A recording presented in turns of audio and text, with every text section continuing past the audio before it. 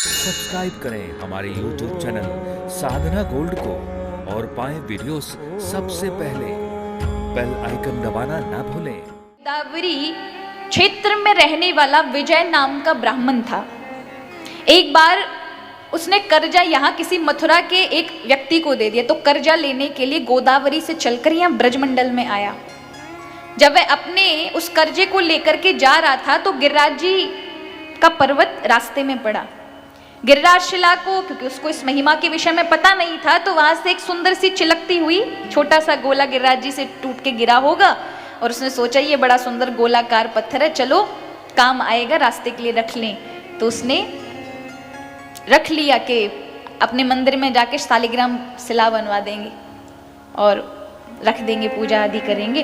तो लेकर जा रहा था, जैसे ब्रज परिधि से बाहर आया कि एक विशाल राक्षस उसके समक्ष खड़ा हो गया, जिसके मारा 6-6 हाथ 3-3 पैर, अंदर सिर घुसा हुआ, और वो उसे खाने के लिए तत्पर जीव लपलपा रहा था। ऐसा भयानक राक्षस को देख करके विजय नाम का वो ब्राह्मण डर गया और उसके हाथ में वही गिरिराज जी पर्वत का छोटा सा पत्थर था। खींच के डर के मारे जो ही मारा, स्पर्श करते ही उस राक्षस के वो तुरंत भगवान श्री कृष्ण के स्वरूप में परिणत हो गया। हाथ में मुरली आदि लेकर, वक्षस्थल पर वैजंती माला पड़ी है, घुंघराली अलकावली, सुंदर सुंदर बड़े नेत्र।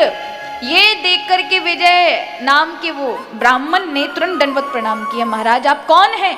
अभी तो आप राक्षस थे और एकदम से भगवान कृष्ण के स्वरूप में कैसे परिणत हो गए, कैसे बदल गए? तब वह कहता है, वही राक्षस, कि तुम नहीं जानते, तुमने जिस शिला को, पाषाण को खींच कर मुझे मारा है, वो क्या है? वो साक्षात कृष्ण है। वो गिरिराज शिला का एक किंचित मात्र टुकड़ा ही नहीं है, साक्षात हरि है। क्या है? साक्षात हरि।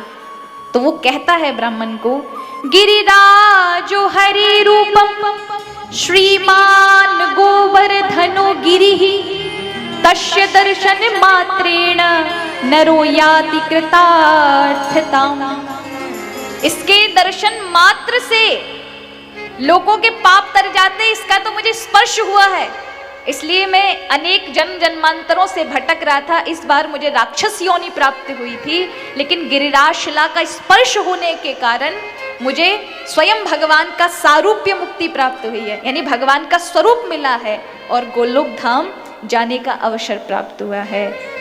वो ब्राह्मण देखकर आश्चर्यचकित हो गया। गिरिराज जी की ये महिमा है। अरे महाराज, गिरिराज जी की महिमा आदि पुराण, ब्रह्म वैवर्त पुराण, गर्ग संहिता और स्वयं श्रीमद् भागवत कथा भी करती है। गर्ग संहिता में वर्णन आता है गिरिराज जी के विषय में कि गिरिराज शिला के पास बैठकर कोई माला फेर ले तो उसका ऐसा पुण्य कि साक्षात कृष्ण के कान के समीप बैठकर भजन करने का फल प्राप्त होता है। इसलिए उद्धव जी रात दिन गिरिराज जी के आसपास ही वृक्ष, फूल, पत्ती बनकर के रात दिन कृष्ण कृष्ण रटते हैं। भगवान की 16,100 पत्नियां भी यहीं की इस वसुधा में फूल पत्ती बनकर रात दिन कृष्ण कृष्ण। इसलिए ब्रज की एक पत्ती भी तोड़ना अपराध है। इसलिए ब्रज वीथियों को, ब्रज की रज को महाराज कहा गया, नंगे पांव घूमो महाराज, यहाँ पे चरण पादुका मत रखो, क्योंकि यहाँ आज भी भगवान की लीलाएं हो रही हैं।